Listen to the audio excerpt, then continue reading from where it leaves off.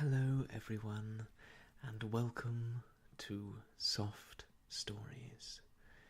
I'm Stratton, and today we are going to be continuing our reading of Real Grit by Silas Hocking.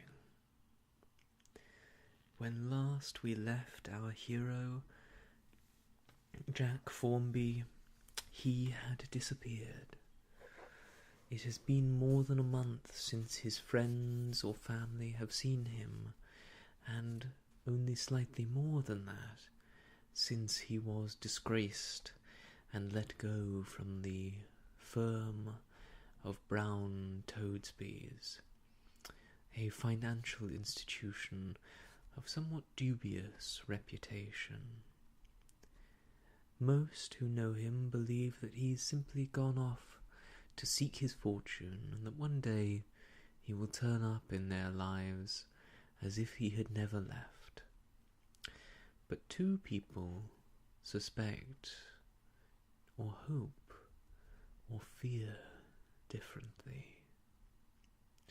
Ada Woodville, who loves Jack with all her heart, fears that his disappearance is more sinister than a simple fading into the background. On the last night that anyone saw him, she heard a terrible scream outside her window that, she fancied, sounded very much like the voice of Jack Formby. And it is that scream and the thoughts that accompany it that make her nights sleepless. The other person who has a different view of Jack's disappearance is his cousin, Ralph Formby, his only living relative in the world, or at least the only one left to him since his uncle's disappearance many years ago and his father's death about 4 months ago. Ralph is I can't think of the way to put conniving kindly, but he is not the most noble of gentlemen. He himself has designs on the heart or the fortune of Ada Woodville, and Jack's disappearance is not totally to his distaste. He has his own plans and machinations, and I suspect that we will see where they lead in this next chapter, chapter 16, Meditations. On reaching his office the following Monday morning, Ralph was surprised to see among the letters lying on his desk one bearing an Australian postmark, and addressed to R. Formby, Esquire, Merchant, Bodelford, England. "Well, this is strange," he said, turning the letter from side to side. "I have no correspondents in Australia, and if I had, they would not describe me as merchant. I wonder if this letter is for Robert Formby. But how am I to know that without opening it? If Jack were about, the right thing to do, perhaps, would be to hand it over to him. But stop, I see a light. This letter is from Jack's long-lost uncle and namesake. He's wanting funds, very likely. Had I better send it to the dead letter office, I wonder? Or shall I break the seal and read it? It's not my letter, that's certain. But Robert is dead and Jack is lost, and nobody will blame me under the circumstances if I do read it.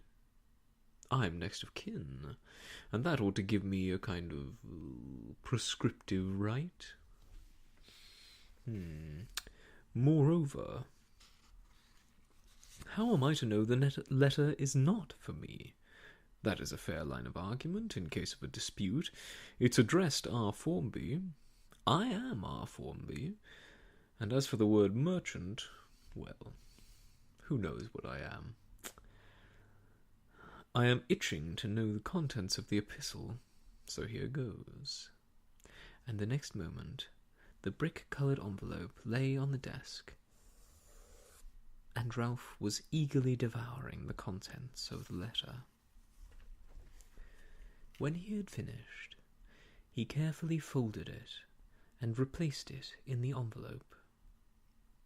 Then, throwing himself in his easy-chair, he stretched out his legs to their utmost capacity, pushed his hands deep down into his pockets, and gave a low whistle.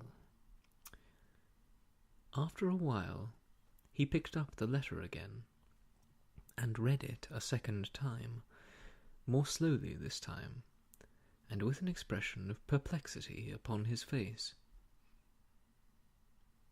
He had been right in his surmise. The letter was from John Formby, and announced, among other items of intelligence, that he expected to reach England within a month after receipt of the letter. It was a somewhat rambling epistle, drifting away every now and then into reminiscences of the early days, and alluding to circumstances and individuals that Ralph had no knowledge of. "I have been going to write dozens of times," the letter said, "but kept putting it off until I had something worth writing about. For many years I had no luck at the diggings. I saw other fellows come, and after a year or two go away again, having in the meantime made their fortune, while I kept on toiling year after year, scarcely earning bread. It was very maddening, I can assure you. Still, I was not to be defeated if I knew it. As you know, Bob, the Formbys have a lot of determination when driven to it, and I wasn't going to play the coward while I could keep on my feet. Well, would you believe it? It was not till 3 years ago that the tide began to turn in my favour. I was always certain that our claim had some good stuff in it, but it took an awful amount of getting at. However, I've made a bit, just sufficient to keep me out of the workhouse the rest of my days, and have left the diggings forever. I find down here at Melbourne there is an awful lot of speculation going on, and fortunes are made, and lost for that matter, more rapidly than at the diggings. I have been strongly tempted more than once to have a fling, but I might lose all I have. And so, in order to get out of temptation, I have resolved to come home. I've engaged a berth in the Etruria, due to sail hence about a month from now. I hope I will find you well and still prosperous. You cannot think how impatient I am to be off now that my mind is made up. However, I shall be kept busy in putting my affairs straight till the time of sailing. That is one comfort. Tell my young namesake that if he's good, and anything like his uncle, I'll give him a £5 note on his wedding day. That is, if the young monkey is not already married.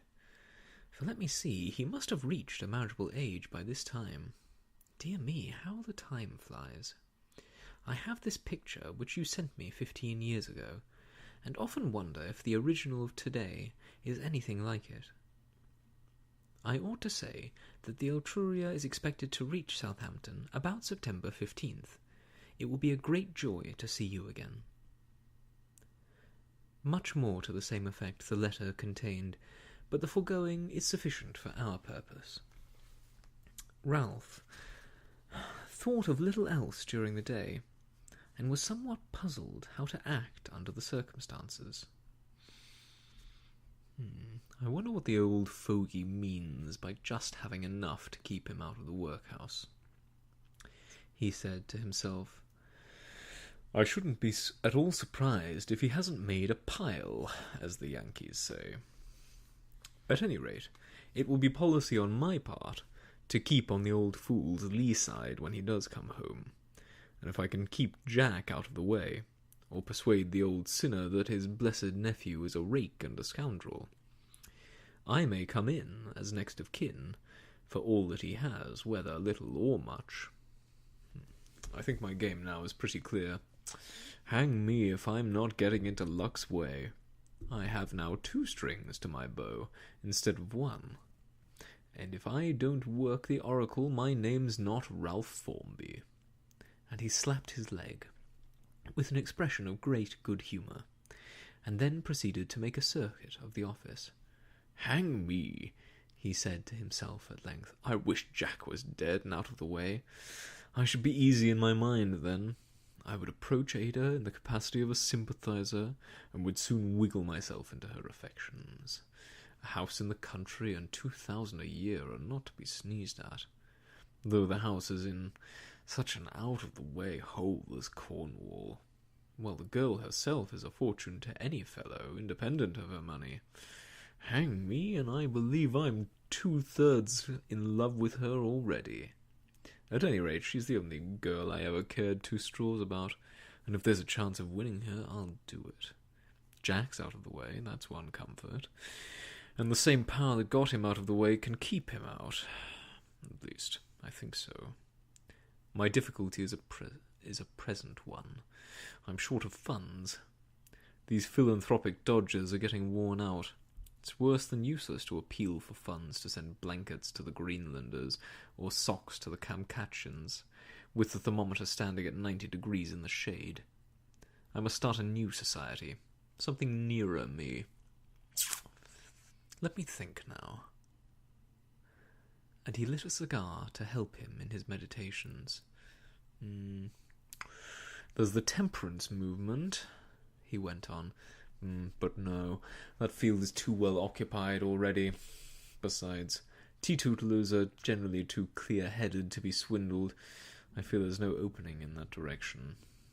The same may be said of the free meal business for the street Arabs. That mine is nearly worked out. A mission to publicans might take with a few teetotal fanatics. I'll put that down on my list and think about it at some future time. A central association for the purpose of stopping the importation of opium into China. No, that won't do. The name is too long, and China is too far away. I must get it something nearer home. I have it. The National League for the Suppression of Smoking.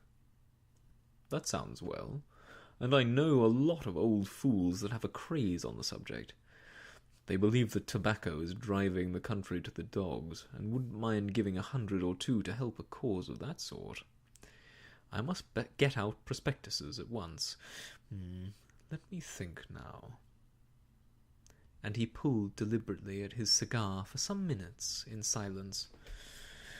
A strong case can be made of juvenile smoking, he said reflectively, and with a scornful curl of the lips. What are the points now? Enfeebled brain power, impaired digestion, diminished power of will, liver complaints, deteriorated physique, leading to morbid and evil imaginings. Yes, that's it. That will take with the women, especially with those who have growing lads. Correlative evils. That sounds large and will go down with the ignorant. Okay, let me see. There's bad company, thirst, leading to intemperance, idleness, extravagance.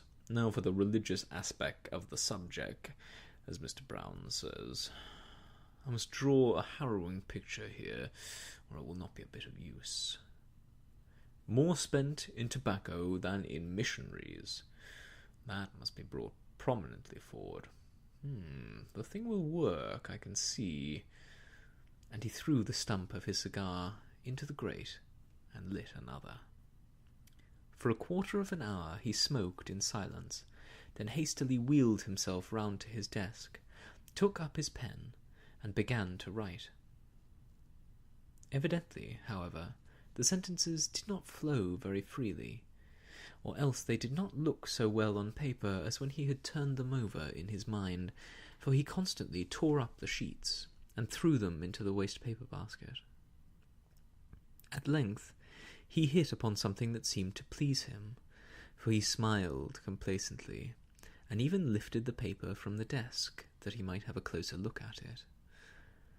Yes, that will do," he said with a smile. "Imperial Federation. Doesn't sound so hackneyed as National League. The country is full of National Leagues of one sort or another. I've got a fair start, anyhow. Now for the committee. Well, thank heaven I've never had any difficulty in that score.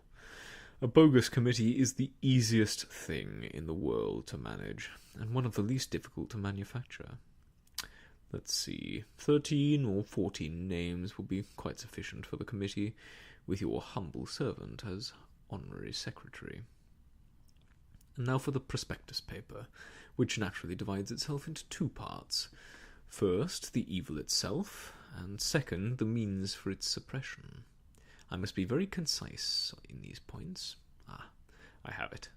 Each paragraph shall start with a word printed in small capitals, which shall be the keynote, as it were. Thus, under the head evils, we can have 1. Physically, 2. Mentally, 3. Morally, 4. Commercially. Then, under means for its suppression, say 1. Legislative enactments, 2. Public meetings, 3. Anti-tobacco literature. That'll do. I must get this in the printer's hands today, and tomorrow I must look out for patrons and patronesses. I think I will begin with the bishop, for he's dead on juvenile smoking, and so's his wife, for that matter. I hope the thing will take, for I'm bound to get money somehow. There's one thing, however, that I must be careful about, and that is that my clothes don't smell of tobacco smoke while I'm missioning on this question. The worst of it is, a lot of these crazy loons who would be likely to help in an affair of this sort have known me for years as a smoker. I wonder how I can get over that difficulty. And Ralph scratched his head, and appeared for some time to be in considerable perplexity. "Oh, I have it," he said at length, brightening up. "I will profess to have been recently converted on the subject, and having seen and experienced the incalculable evils arising from the use of tobacco, I am anxious to save my brethren, who are still blighted, from the curse of the deadly weed." That will go down beautifully. I shall pose as a brand plucked from the burning, and if I can devise a badge to be worn, say a small trinket to be hung on the watchguard, and appoint myself sole agent for the United Kingdom, I shall be able to make something out of it. The thing I have in my mind can be manufactured for a penny or less, and sold for a shilling, and a matter of a few thousands can easily be disposed of. Oh yes, I see money in this affair, and money I must have. I must meet this Uncle John on his landing at Southampton, but not as an impunctuous relative, for that would upset the frying pan at the start. He will much more readily take me into his confidence if he thinks I am independent of his dross. I shall be able to explain to him easily how this letter came into my possession, and that I considered it my duty, as his only, well, not surviving relative exactly, but his only available relative, to meet him and give him welcome on his arrival after so long an absence. Ralph, my boy, you are in the way of making a fortune at last. But keep your weather eye open, and play cautiously. But, hello, who comes here? The next moment, the burly form of a policeman filled the doorway. Ralph rose from his chair in a moment, with a look of something like consternation on his face. "Did you wish to see me?" he asked, somewhat timidly. "You are Mr. Formby, I think?" said the policeman. "My name is Ralph Formby," was the answer. "Sorry to intrude, sir.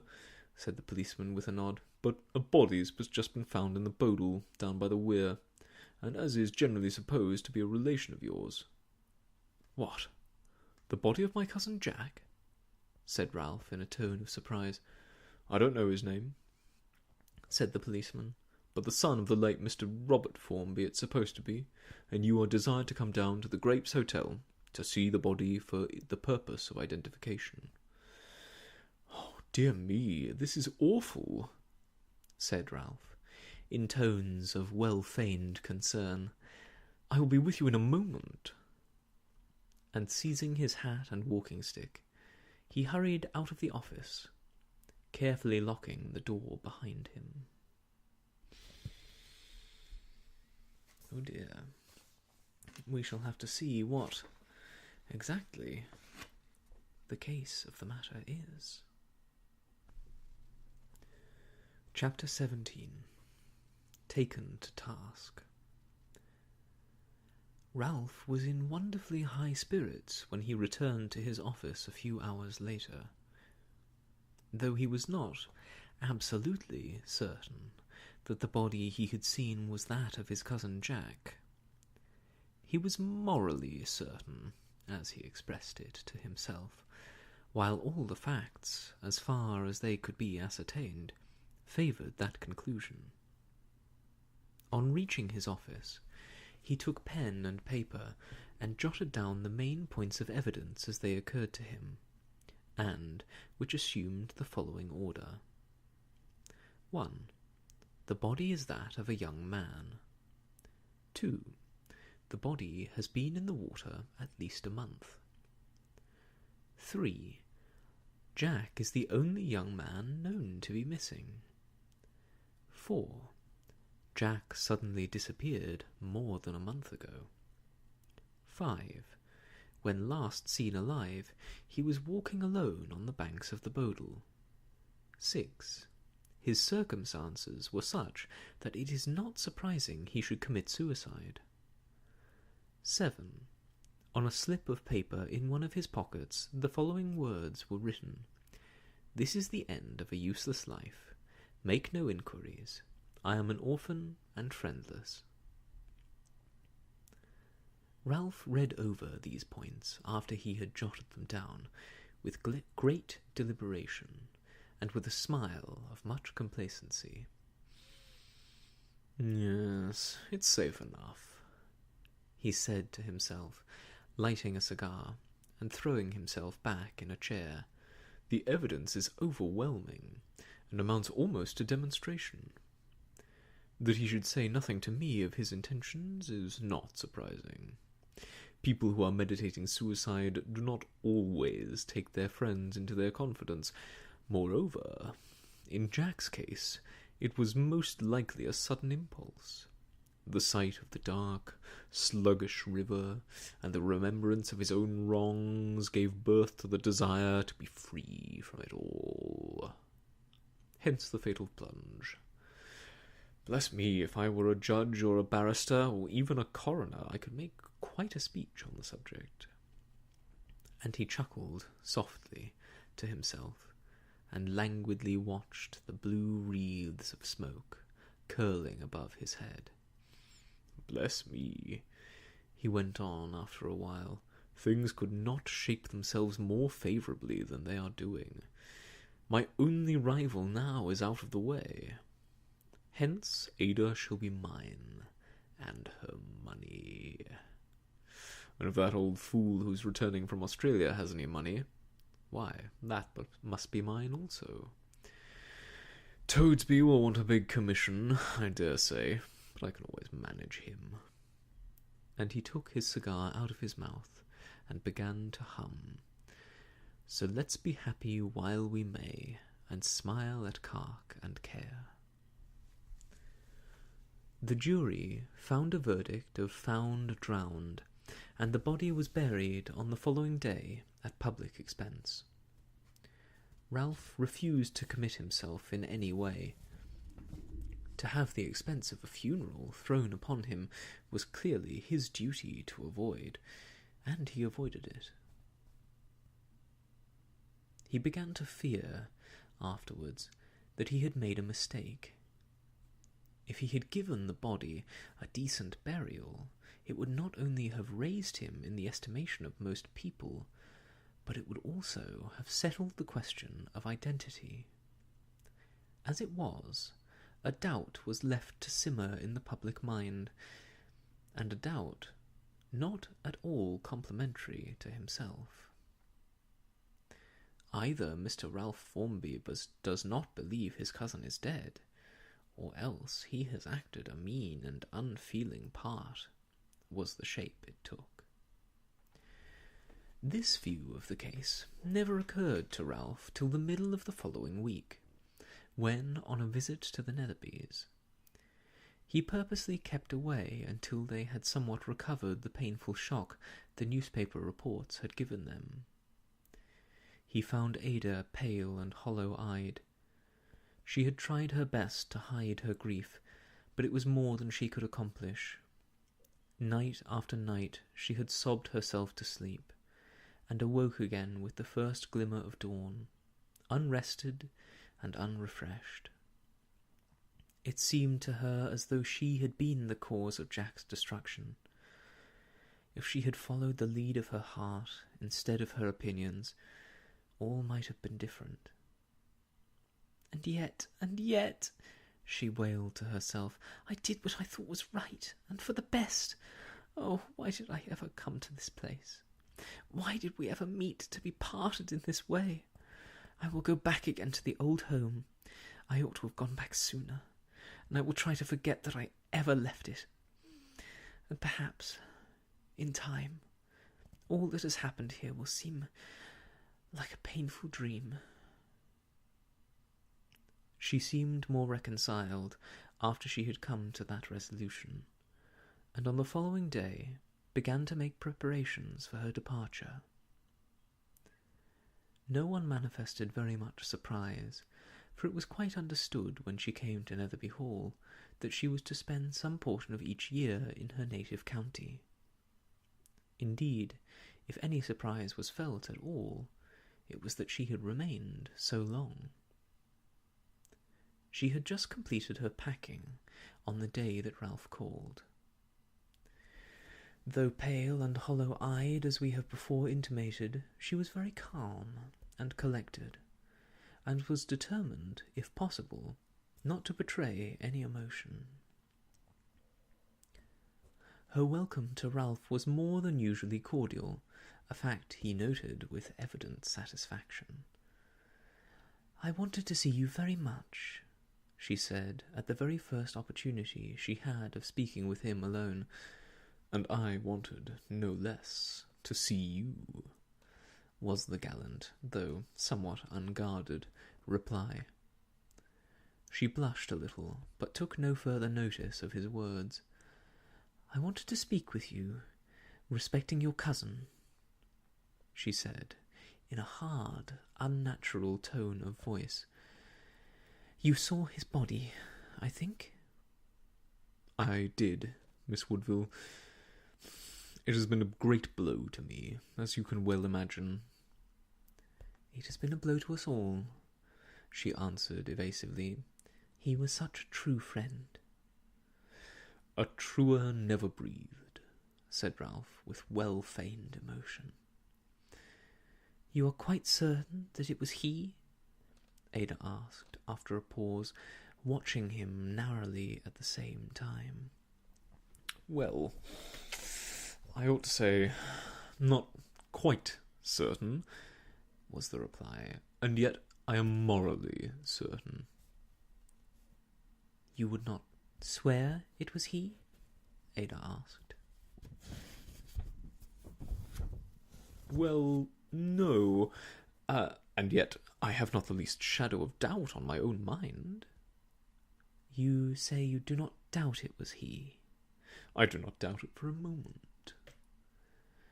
And yet you allowed him to be buried as a pauper? And she threw into her words such a tone of indignation that Ralph winced as though something had stung him.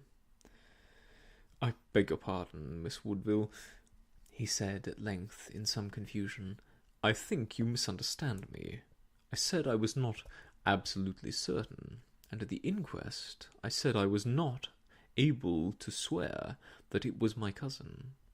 Hence it would neither have been right nor seemly to have buried an unknown stranger in the family resting-place, and at my own expense.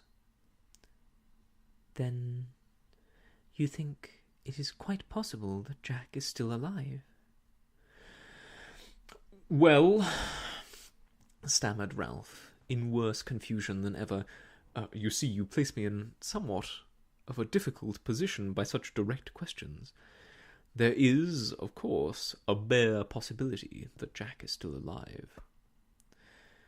Oh, I am pleased to hear you say that, for surely if it were his body you saw, you would be certain of it, she answered quietly. There you mistake me again, he answered desperately, feeling that he was being impaled on the horns of a dilemma. I felt that it would be most unfair to buoy you up, or myself either, on such a baseless hope.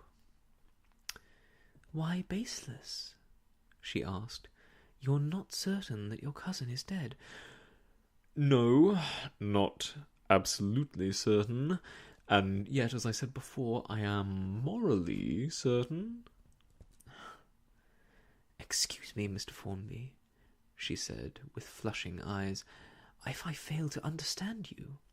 You say that you are morally certain that your cousin is dead. Yes, that's the only word I can use to explain my meaning. Then, in that case, I ask, were you not morally bound to give the body a decent burial? That point, Miss Woodville, is one of great delicacy, and of great difficulty also. If I were absolutely certain, my duty would have been clear. But the bare possibility of making a mistake led me, in my excess of caution perhaps, to throw my doubt into the other scale. Excuse me, Mr. Formby, she answered. You said just now that you had no doubt. Not the least shadow of a doubt were the words that you used. I fear I have not spoken with sufficient clearness, or with sufficient caution, he answered humbly. But believe me, Miss Woodville, in very difficult circumstances I have acted to the best of my judgment.